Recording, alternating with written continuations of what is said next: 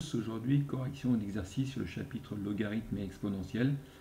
On va voir donc la résolution d'équations grâce à ces connaissances et donc la résolution de problèmes. On partira de quelques exercices pour voir tout ça. Premier exercice que je vous propose, donc vous devez rembourser une dette à l'aide de versements mensuels. Le premier versement est de 630 €.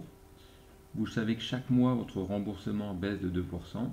Et la question qui vous est posée, c'est au bout de combien de mois le remboursement sera de moins de 465 €. Alors, pour répondre à ce type de question, il faut respecter les étapes suivantes. Tout d'abord, être capable de déterminer le coefficient correspondant à l'évolution. Ensuite, être capable de déterminer l'équation ou l'inéquation permettant de résoudre le problème. On résout cette équation ou inéquation et on répond à la problématique. Donc, dans le cas présent, donc on voit qu'on a une baisse de 2%. Donc, si la baisse est de 2%, c'est que le coefficient correspondant à cette baisse, c'est bien 1 moins 2%, c'est-à-dire 0,98. Ensuite, qu'est-ce qu'on observe? On part de 630 €. Donc 630 fois cette évolution, donc 0,98 pendant un certain nombre de mois, donc puissance x, doit être égale à combien? 405, parce qu'on va arriver à 465. Donc il faut être capable de résoudre cette équation.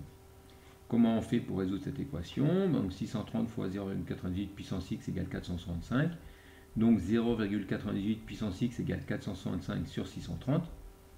Donc 0,98x égale 0,738. J'ai pris une valeur approchée pour que ce soit plus simple. Et après, on peut en déduire que x égale ln de 0,738 divisé par ln de 0,98. Et en faisant le calcul, on arrive à 15,04. Comme il faut au moins 15,04 mois, on peut dire que c'est à partir du 16e mois que le remboursement sera de moins de 465 €. Voilà, donc ce qui est important pour vous de retenir, ce sont ces étapes du raisonnement qui permettent de répondre à la question. On va mettre ça en application sur d'autres exercices. Là, l'exercice 2, on va aussi céder une représentation graphique. Donc deux personnes ont placé leur capital à des taux différents. Le premier l'a placé à 2% et l'autre à 4%. Et vous avez sous les yeux la représentation graphique de l'évolution de ces capitaux. Première question qu'on vous pose, déterminer du graphique le montant du capital placé pour chacun d'eux. Donc le montant du capital placé, c'est bien ce qu'on a au début de nos placements, donc à 0 mois. Donc pour 0, qu'est-ce qu'on peut dire? On voit que le premier a un capital qui est à 1500 et l'autre qui est à 2000. Donc c'est pour ça que je vous indique, donc le montant des capitaux placés sont de 1500 € et de 2000 €. Deuxième question. On connaît la relation pour le capital qui est placé à 2% et on vous demande de trouver la relation pour le capital qui est placé à 4%. Donc on sait que le capital de départ c'est 1500 fois 1,04 parce que c'est 4% et puissance x pour voir l'évolution. Troisième question, déterminer graphiquement au bout de combien de mois le montant de placement pour les deux. Le deuxième devient plus intéressant que pour le premier. Donc là on utilise la représentation graphique. On voit que l'intersection est à 14 pour un nombre de mois de 14,5 mois. Donc on peut dire que c'est à partir du 15e mois que le deuxième capital devient plus intéressant dans le placement que le premier. Voilà pour cet exercice numéro 2. Exercice numéro 3, donc là ça va être le même principe que l'exercice numéro 1. Une entreprise baisse tous les ans de 4,7% le montant de ses charges. On connaît les charges en 2013, on veut connaître au bout de combien de temps elles ont diminué de plus de 60%. Donc si elles ont diminué de plus de 60%, c'est qu'elles ne représentent donc que 40% des charges initiales.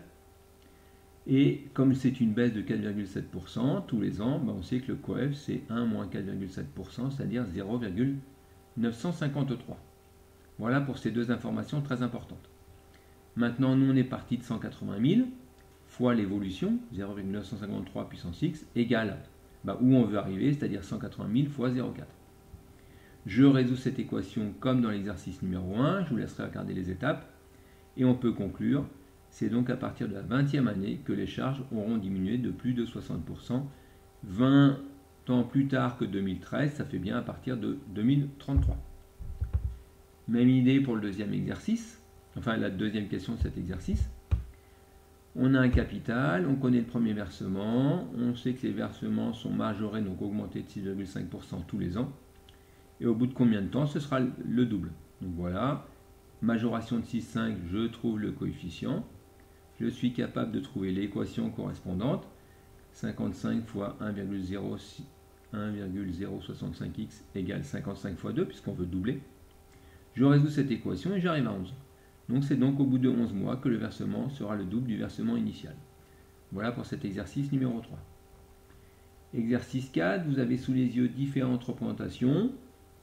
Vous savez que chacune de ces représentations correspond soit à la première, soit à la deuxième, soit à la troisième, soit à la quatrième des fonctions qui vous sont proposées. Donc à vous de faire la corrélation entre ces représentations et les fonctions qui vous sont proposées. Je vous donne ici les solutions.